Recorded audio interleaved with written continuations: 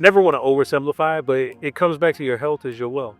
And so on every level, whether it's your physical health, your emotional health, your spiritual health, your mental health, if you are not optimal, then you're not wealthy. And by you demonstrating that you're taking care of yourself in all of those areas, you're setting an example for your family. So for the men, I would tell you that if you have sons and daughters, you're giving them an example of what this looks like. For those significant others in your family, you're giving them an example of what wealth is.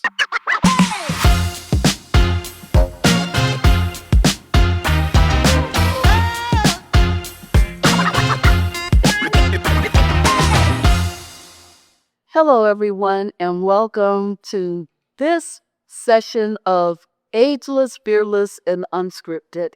I am your host, Dr. Cheryl P. Williamson. And I am super excited to have you here today because I have an amazing guest. He's a guest to you, but I'll just let you know right now, yes, he is my husband. He's my man, y'all. I'm just putting you on notice right now before you start sending in your emails, text messages, and all the things he's spoken for. But that's not why I have him here today.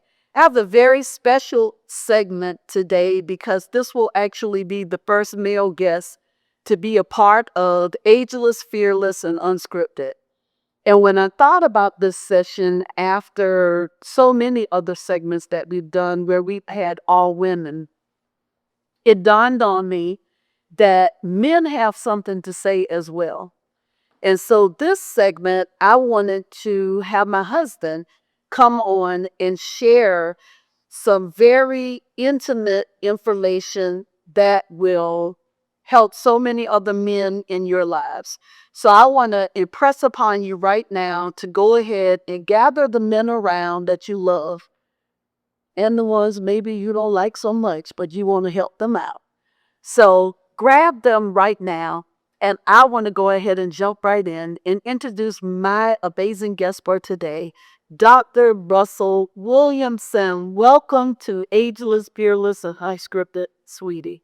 Thank you very much, Cheryl. I appreciate you having me on the show. And as you just said, I'm humbled by the fact that I am your first male guest and excited about what we have to talk about today. So looking forward to the conversation. Absolutely. So, Dr. Williamson, let's go ahead and jump right in. How are you feeling in this season of your life, physically, emotionally, and spiritually? Great question. Great one to start off with. This is in a season of excitement for me. And the reason why I say a season for excitement, and I mean that on every level. So physically, emotionally, and spiritually. In the sense that in life you go through a lot of transitions. This is a period of transition for me. I am I'm thankful and blessed for getting older. As I'm aging, I have taken on a spirit of wanting to be mindful of my personal care. And so physically, I'm in tune with what my health needs are. What are the things that I need to be taken care of? I'm a true believer that my health is my wealth. Absolutely. At the end of the day, emotionally, it's an ever evolving place. I would love to have the opportunity, I think we will, to talk about some of the steps that I've taken to care for myself emotionally, in the sense of just being able to have friends and professionals to talk to about where I am emotionally and continuing to evolve and to think about the value of my life's experience and the journey that I've been on. And then thirdly, spiritually, that's a daily mission for me. Every day I want to spend time with the Lord. I want to be able to have an intimate conversation with him about what's going on with me. And so that has me excited as well. And thinking about my ability to do that, to know that as vast as the universe is, that God thinks about me, of all people, every day. And that's powerful. Before I get into the deep, deep questions that I have for you for today, I want you to describe this chapter of your life in one word. And the reason that I want you to describe it now is because when we go through the questions, I want people to see the complexity of all the things that you can go through in your life. But at this stage in your life, that you have this one word that speaks volumes to you. And then if you could explain why that word. Certainly. And this is something that I'll share with you in the question that you asked about that one word. It's something that I look at every year. At the beginning of every year, I try to think of a word that I want to characterize that year. And this year, it's about abundance for me. And the reason why is because uh, God has been just so wonderful in blessing me to have you for the 33 years that we have been married, or in July, it'll be 33 years. He's blessed me with a wonderful family with 3 children and with my call them my littles with 2 grandchildren. And so I must include my daughter in love. So that would be 4 children, but my littles are also an expression of God's abundance. And so that's my word for this year. It's also allowing me to unlock the things that God has put inside of me so that I can make sure I fulfill those, that I have those experiences that will allow me to do the things that he's speaking to me about when we have those conversations. So, Russell, there is a particular journey that I want to share with the audience today with you. And could you possibly share with our audience the help journey that you went on? And I'm not going to name it on my sheet. I do have it written down, but I just feel like the end, it would be much more powerful for you to share that journey and even what it was without me preempting it from the question.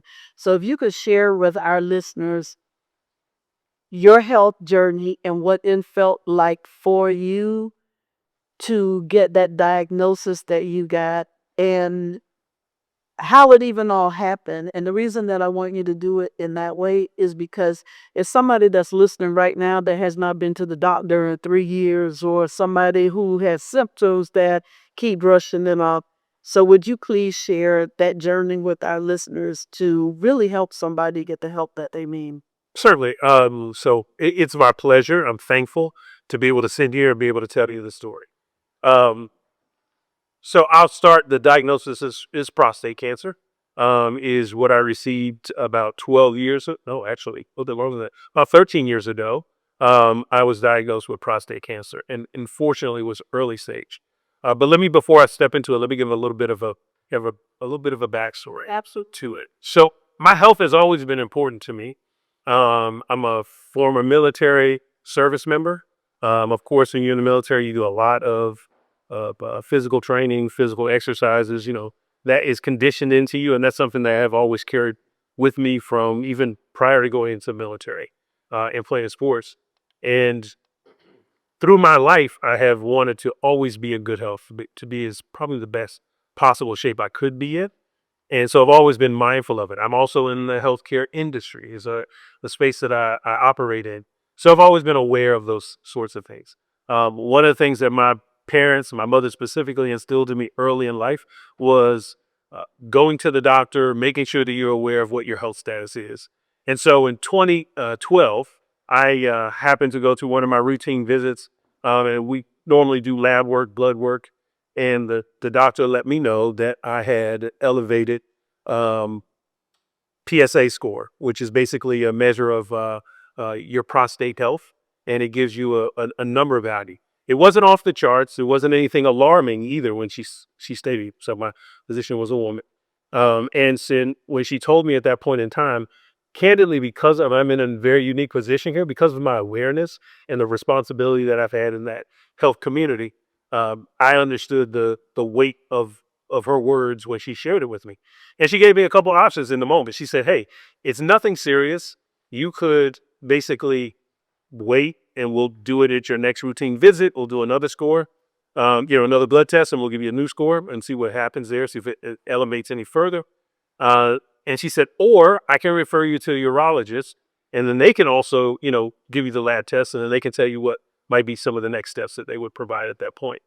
Um, Again, and I can't overemphasize. I'm in a unique position because this is a space that I've been operating in for several years. I've been in men's health, so I knew the what was going on here, and I knew in our community, as far as African American, typically it's recommended that once over the age of 50 that you should start having a regular prostate exam. When I got this diagnosis, or I got this lab report, I was 45. So I was way early. I was fortunate to have a physician who was proactive and also very much engaged on the literature and understood the clinical science. And so I listened to her obviously closely. Because of my awareness, I said, I want to go to the urologist and I want to find out more. And because I went to the urologist, when they took the lab work, they said, we note that there is, your score is elevated. We went back. We see that it has gone up over the past several times you've had the test. So we want to do a biopsy. And when they gave me the biopsy, we got the results back. They found that there was evidence of cancer in several spots within my prostate. Of course, at that point, you're at another pivot point of making a decision. They go, it's not really bad.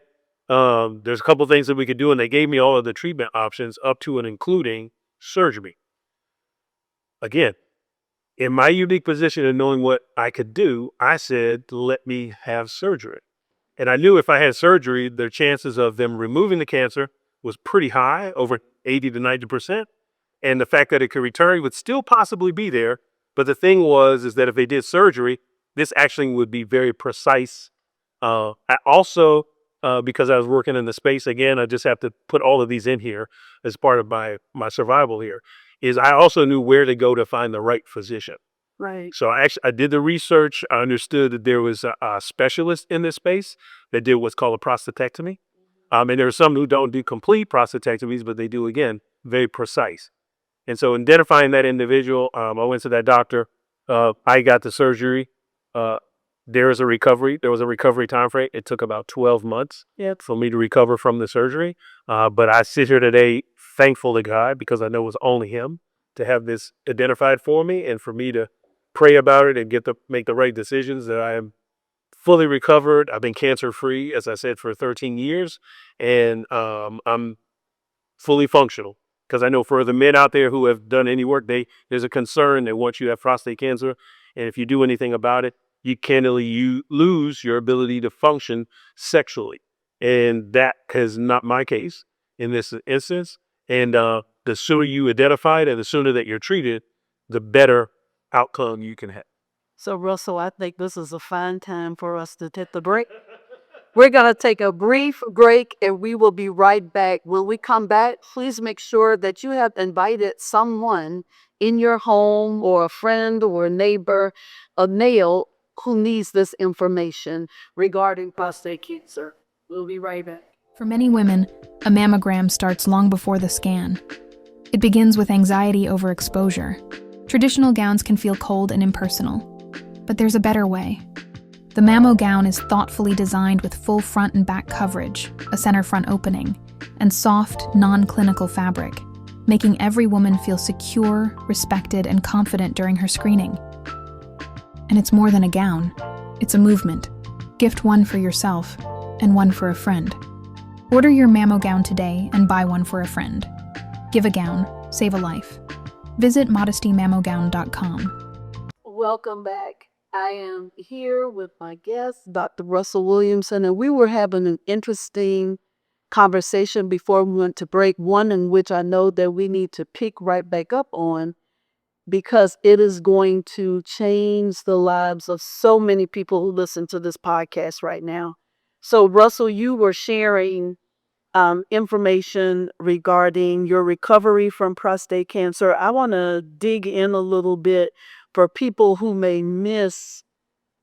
have missed that information. And if you could please share some of the signs and symptoms that you had, which brought some awareness, and then also a bit more about the recovery and what other men should or could be doing in order to get the help that they need. Certainly, happy to.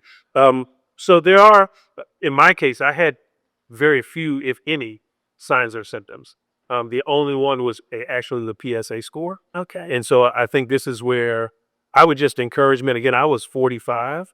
The literature would tell them that once they get over the age of 50, all men should be having these exams. Actually, I think it's 55 is the age. I would submit to you that if you look even deeper into the literature for African American men, they should go earlier. It's important to get those PSA scores and be aware of what they mean and understand what your treatment options are. It isn't a death sentence. And candidly, the other pieces I'll speak just among men generally, we don't have the conversations. It wasn't until I got diagnosed with it that I actually had a conversation with my dad to find out that he had been diagnosed with it and that he had been treated for it, but he had never shared that with me. We had never had that conversation. He kind of basically dealt with it in silence, as most men do. And so I wanted to just part of this, I hope, in this conversation is to have men be more vocal uh, with family members and among men themselves. So if it's one of those topics as we do in the barbershop, we should be talking about it. We should be asking each other, hey, have you gotten uh, your exams in general? When's the last time you went to the doctor? I think that's an important topic to come up because we don't do that enough. And I know there's other reasons. Sometimes people aren't covered. They don't have insurance. They can't afford it. So definitely I'm not overlooking any of those things. But should you have the option to go to the doctor, I want to encourage men to do that, to take that on. Uh, the other piece of it is because I've been in the world, I recognize that some of the decisions that are made within the household about healthcare are 75 to 80% are done by the woman. She's the one that's making the appointment. She's the one that's making sure benefits are available. She's the one who's going to the pharmacy. She's the one who's pretty much doing all of those. So for the men, if you have a woman in your life, whether it's your mom, your sister, your cousin, uh, that woman is making decisions. Listen, if she's telling you to go to the doctor because she sees something, you should respond to that. You have been phenomenal with that. You have been phenomenal with that within our family, making sure that we are on task, on target with regards to going to the doctor, making sure that we have the appointments scheduled and that we are attending them and not letting them fall through. The other piece of that as well that I would encourage in that regard is that we're in that age as we are. We're in the sandwich generation, right? We're in that window of life where that woman is making a decision not only for the core family within the house, but they're probably making those decisions for parents as well. So, I'm a grandfather. As a grandfather, I need to listen to my daughter-in-law when she makes comments about, hey, I noticed this about you. You should be doing X, Y, and Z. So I just want to say that to the men that listen to those women. They care for us. They nurture us. They are looking out for our well-being. They aren't just doing it for the sake of doing it. And so thank you. Let me say that. I appreciate you for that. And I just hope that more men take their health serious. Russell, has there been any part of your journey that's been a surprise to you, mentally, spiritually, or emotionally on this healing journey? Surprise, I won't say necessarily a surprise for me, but part of this experience has encouraged me to be continually self-evaluative, right? So to look at who I am, what has been my contribution, how am I stacking up as a husband, as a father, as a grandfather, as a brother, as a cousin, uh, all of those, as an uncle, all of those are things that have been important for me to look at because nothing like getting a disease, uh, like, uh, diagnosed with a disease like cancer, kind of gives you a sense of finality, right? And what it means to have life. And let me add, as you obviously are well aware, 2 years prior to me having a diagnosis, my mother died of ovarian cancer. And so knowing that the gene profile, and some people are going to pick up on this that I'm a little bit of a geek, right? So knowing that the gene profile of, uh, of, uh, of ovarian cancer is not too dissimilar, particularly for a direct relative of the person who has a cancer. And then my father having it as well is, reasons for me to be very serious. And so there's some surprises in there, right? So learning that part about what had occurred with my mother, then learning about my father and understanding what had the impact on him, all those, again, brought me back to me evaluating the role that I play. How well have I played that role? Have I been informative and communicative to you, to my son and my daughters? what has been my level of engagement? Even the people that are around me, like how have I uh, done that? And what it all comes back to me in this present, it comes back to forms of love, right? How do I express love to those that matter to me? Uh, and for me, it's gone even further as I've gone on my spiritual journey. It's how I express love to those who I come in contact with every day, right? How do I treat those who I had the opportunity, who God grants me the opportunity to make connections with, to meet face to face, to learn who they are, Yeah. to hear their stories. All of those have been even more weighty for me now. I mean, so they were important to me before, but because of being this being a part of my journey, uh, it has made those even more significant and meaningful, which I enjoy. It has made like more robust. Absolutely. So I want to shift a little bit, and I know that you've been through some things in your life from a health perspective, from a business perspective, and I know many times when things don't land the way that we feel that they should land, they sometimes put us in a headspace where we feel like things are out of control. And I know for us, I talked to you many times about, oh, you should go and see somebody and get help with some things that maybe you needed clarity on. And I have to tell you, it blessed me so much when you said, you know what? I think it's some things that have been weighing on me that I need to go and get help with. And so tell and share with our viewers about you making the personal decision for you to say, I'm not going to worry about any longer what society says about getting help for mental health to make sure that I'm okay.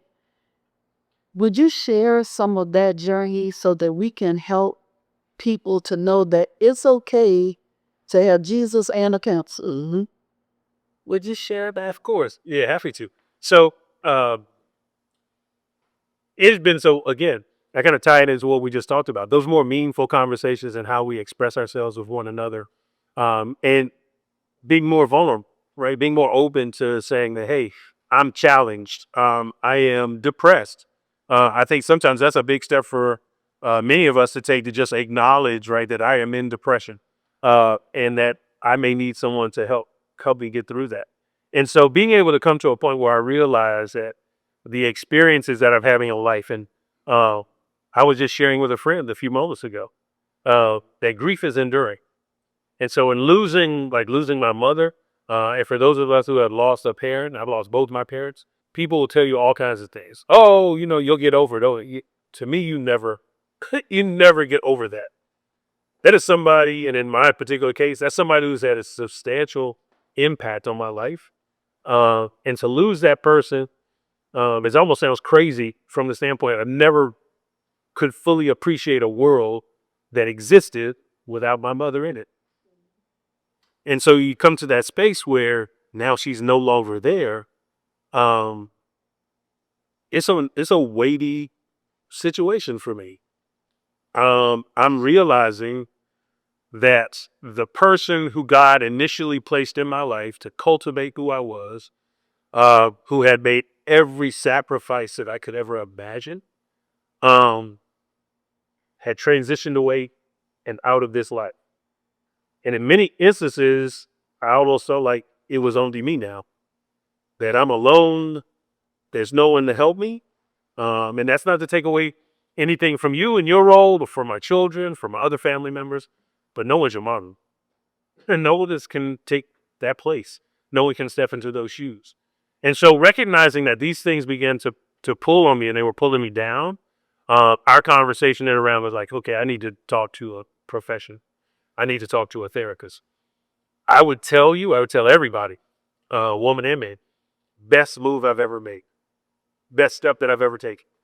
Important to find the right person to talk to. Yes. Yeah, not everybody who has what we used to say, or I always say, being in the healthcare field, what's the title that the number one person from Harvard Medical School got, and the last person that graduated from Harvard Medical School got? They all got MD, but that doesn't mean they're all good.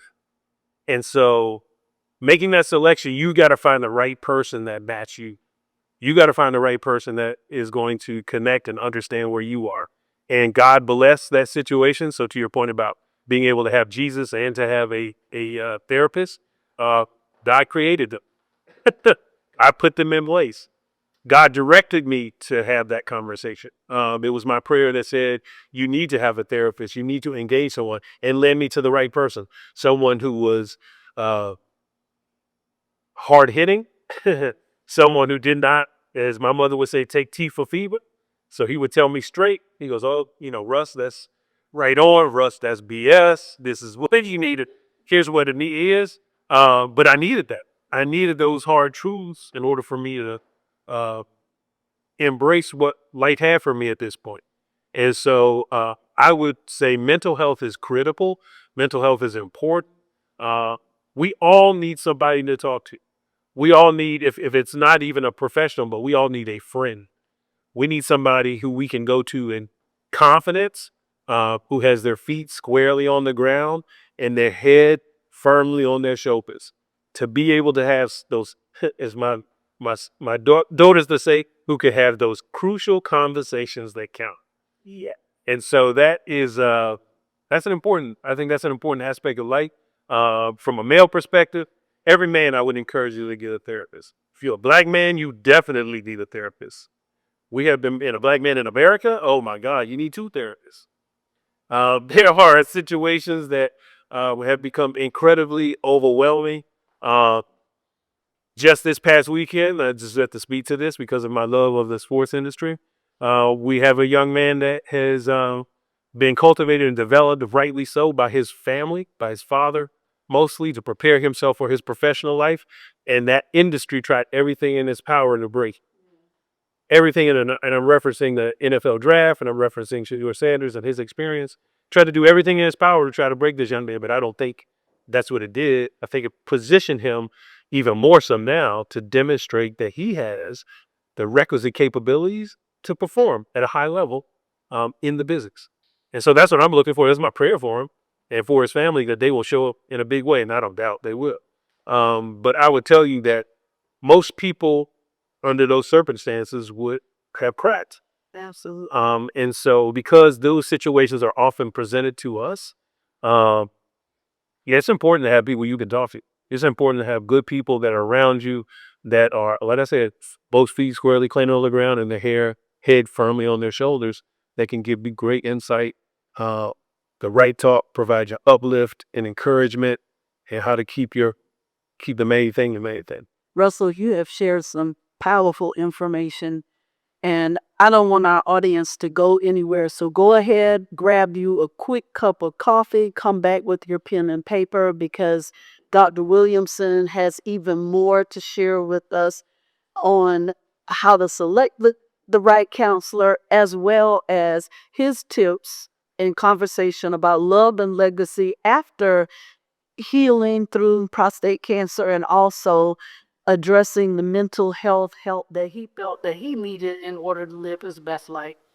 So we'll be right back. What if a magazine felt like it was made just for you? Cheryl Magazine shares powerful stories of purpose-driven women, from entrepreneurs to creatives, trailblazers and community leaders, who are building legacy and changing the game. Each issue is filled with real conversations, inspiration, and insight for women who want more than just a good read. Subscribe today at CherylMagazine.com. Cheryl Magazine. It's inspiration for the everyday woman. So welcome back to Ageless, Fearless, and Unscripted. I am your host, Dr. Cheryl Williamson. And if you missed the powerful last segment, we're glad that you're here right now. I am here with Dr. Russell Williamson, and if you missed the opening, he's my man. I know he's cute. You want to call in of all the things, but he's taken. And guess what? It will be 33 years in July. Russell, let's go ahead and jump right back in. You were sharing, and it touched me so much, and I could tell that you got emotional too. You said that you would encourage everyone to get a counselor. What you said specifically, Black men. Would you look right now at the camera and tell Black men why you feel that they specifically need to seek help if they need help, even if this not from a counselor, if this another brother that they can just open up to and say the things that need to be said? I appreciate the opportunity, and it's important for everyone. Again, I'll start with the first comment for everyone to have someone that they can go to in confidence and that they could have critical, crucial conversations with. Uh, Specifically for Black men, it is a very challenging space that we operate in this country. In this time, in this season, it is not one day that has passed, I'll say in the last 100, that we haven't been challenged even more so than we have been challenged ever before. Every way that we turn, we are seeing that something is being asked or requested to be taken away from us. And we need to be able to have the forthrightness and the fortitude to be able to stand strong as these situations arise. And so part of that means conversations with those who are, again, the words I used in the last segment were had their feet squarely on the ground, their head squarely on their shoulders, that can have conversations that allow you to be vulnerable, allow you to be open, talk about what the challenges are.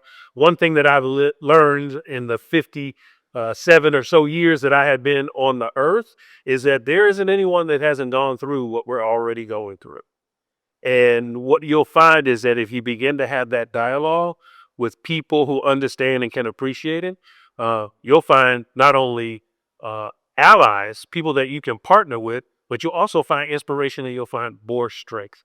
You'll find that additional strength that you need to press forward, to move forward, and to keep your goals and your objectives in mind, and not to abandon the plan. And as I was sharing with you, Dr. Cheryl, is that we have to keep the main thing, which is God has put something inside of each and every one of us that only you can bring to the world. Do not let the enemy distract you from providing that. So get you partners, get you friends, get you a village, candidly, a village that you can operate in that'll help strengthen you and help move you forward in a productive and positive way. And that leads into exactly what I want to speak to you about right now, which is dealing with love, legacy, and leadership. Three areas in which you represent in this world powerfully. What role did your faith, we as your wife, and our kids play in your healing? Oh, without question, that's the core. That's the center of energy. That's the center of love. That's the center of faith. That's the center of encouragement. As I was on that journey, it was candidly your willingness to work um, while I was recovering to make sure that we had things taken care of in the sense of ensuring that meals were done, things were in place. I mean, everything that it takes to keep a household and maintain a household going forward, those were all uh, in play. And so you were taking the lead role while all of that was happening. My kids, which are just give me uh, unending energy, whatever they are around, it was just the love that they poured into it. Uh, they have also been raised as believers, so to know that not only is my wife praying for me, but to know my three children are praying for me, and having words of encouragement, words of affirmation, and lifted me, uh, made all the difference in the world. Because it was that core. But then there were other people as well. There were friends. There were other people that were being facilitated into that situation via you or through the kids to help bring the kind of love, the life, and the light that would help make me just live my best life, make me feel like, okay, this is possible. This is the situation is improving, and things are getting better. And Russell, from a legacy perspective, what are you most proud of building, whether it's through work, through life, and certainly in your manhood? That's a lot. I'll say that's a loaded question. There's a lot in there that I could speak to. But if I could, I just want to distill it down to something that just occurred this weekend that just made the difference. So my grands, I don't call them my grandkids. I just call them my littles, right? So I got an opportunity, as I do or try to, as much as when I'm in town, to spend time watching them play their sports. So Leah, she's my softball player. She is, and this is gonna sound like a doting and bragging grandfathers, but she's outstanding. She is a baller, and she loves the game. And when I see her competitive fire, her competitive spirit, I see me. Yeah. And so I love it. She gives me life. Anytime that I see her pump her fist, I see her hit a ground ball for a single. When she does her thing or catches a fly ball for out, she brings me incredible amounts of joy. And then Russell, the third, as a baseball player, and he loves every sport. But watching him as a baseball player, his desire to perform at a high level of excellence, that he wants to deliver results. He has communicated to both of us when he does not see the results that he expects, he will give us the feedback right away that this is unacceptable. And that's me. He gives that hard truth, and I love it. And he did something this weekend, and I was a doty grandfather. He had one inning of baseball where he delivered, and defensively he delivered every out. He caught a fly ball, and then he did a double play. He caught a fly and tagged up on the base and got the runner out. 3 outs in less than 5 minutes, all because of Russell. Granddad did a virtual backfield because that's my guy. He results is what he's about. So I see that in legacy. I mean, there's so many other things that we do, but it's about family. It's about that love. It's about those connections. Those are the things that make a difference for me. So you know that I could sit here and talk to you for hours. The name of the podcast is Ageless, Fearless, and Unscripted. What makes you feel ageless in this season of? I have to say, I just spoke about it. It's my littles. They make me feel ageless. They make one of the reasons why I work out as much as I try to is so I can keep up with them. So I can do functional things. So I can go throw the baseball, or I can go run and chase them, or I can run with them.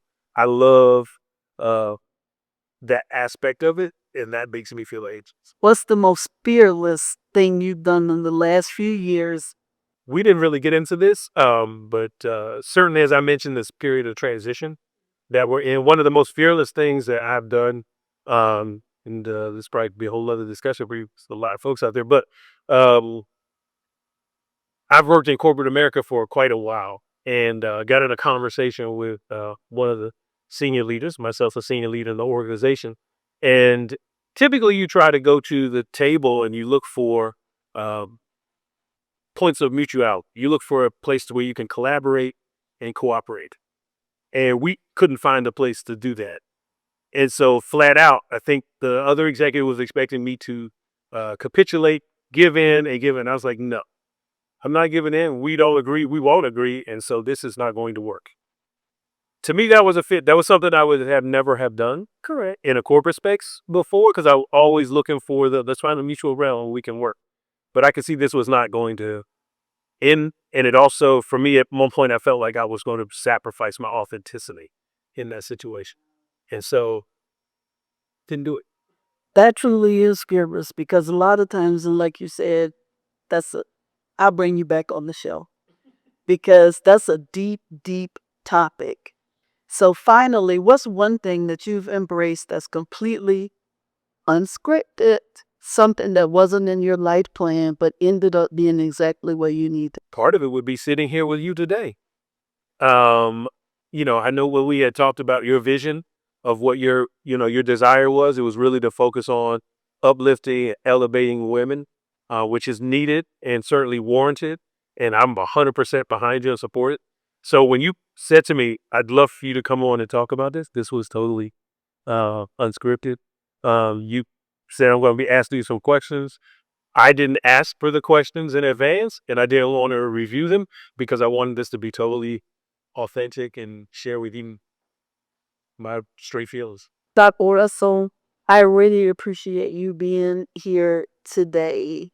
For those of you who are listening, who will be a part of our permanent, ageless, fearless, and unscripted audience, again, this is the first time that we have had a gentleman on the show, but we felt like it was time to hear the voice of men in order to help lift the men to realize that it is time for you to get the physical exams that you need, for you to receive the mental health help that you need, that it's okay for you not to be okay, but it's not okay for you not to get the help that you need when it is available. Dr. Russell, for every man listening, the husband, the father, the leader who feels like getting help is weakness, what would you tell them about the true strength in healing? The true strength in healing is really, uh, and I never want to oversimplify, but it comes back to your health is your wealth. And so on every level, whether it's your physical health, your emotional health, your spiritual health, your mental health, if you are not optimal, then you're not wealthy. The idea is that you want to be good in every one of those areas because we all want wealth. We want generational wealth. And by you demonstrating that you're taking care of yourself in all of those areas, you're setting an example for your family. It is, to your question about legacy, it's setting a pattern for those who follow you. So for the men, I would tell you that if you have sons and daughters, you're giving them an example of what this looks like. For those significant others in your family, you're giving them an example of what wealth is. So I want to encourage you to take care of yourself on every one of those levels because your health is your wealth. Thank you, Dr. Williamson. I appreciate you so much, Russell, for being here with me today. I thank you, everybody, for being a part of Ageless, Fearless, and Unscripted. Thank you. Thank you, Cheryl.